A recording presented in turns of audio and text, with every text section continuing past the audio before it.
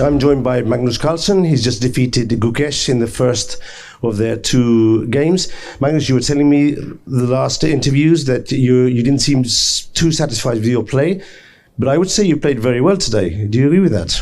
Yeah, I felt really good. Before the game, I was in a fighting mood for sure, and thus I was really happy with his choice of opening, going to bishop f4. I thought, well, how can I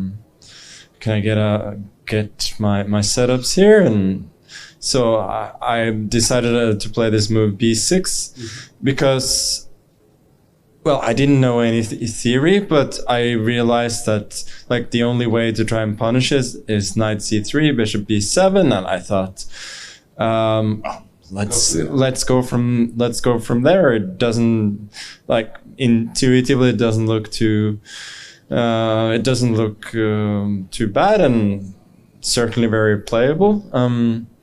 Then he made this decision to go for the endgame, which I think was quite all right. But I was pretty happy with that as well, since there was certainly some imbalance in the position, and it didn't feel like I was in any particular danger.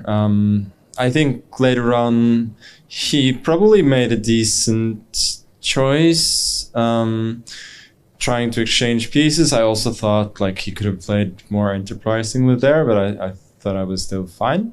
Then yeah, when he started to exchange, I think that was correct. Probably he should have not gone into the rook ending. He should have gone knight f5 and knight d6. It looked like a draw to me, but I think even the rook ending, of course, it has to be a draw, but gets more and more difficult. And there was a key moment I wanted to ask you about in the rook ending. After 8x b5, 8x b5, there's a moment when instead of rook a2, which may have been the decisive mistake, computer was suggesting c4, which on the paper looks bad because you check on g3 and you win the pawn, but it seems to hold that endgame with the rook on b3 afterwards. Did you see that idea, or did you just... Yeah, I thought it was his best chance, because I'd seen rook a2, rook g5, which I was really happy with, keeping everything together and keeping him passive, and I thought then I would win.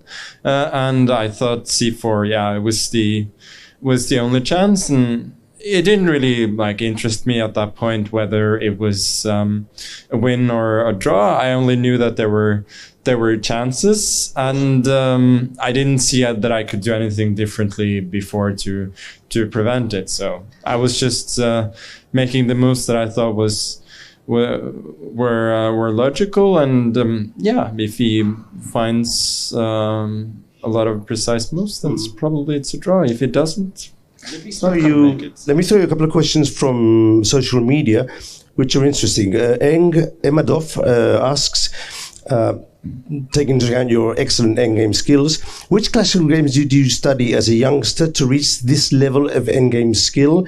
Or in general, how did you study for endgames? I think for me it's just talent and practice. Really.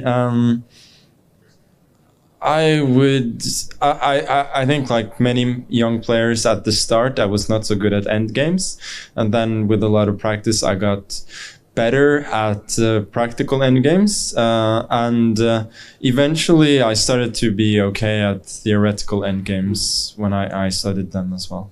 My last question, Isumi Sai wants to ask you, after your last match with Ivanchuk, can you imagine yourself on the board with that age in competitive tournaments?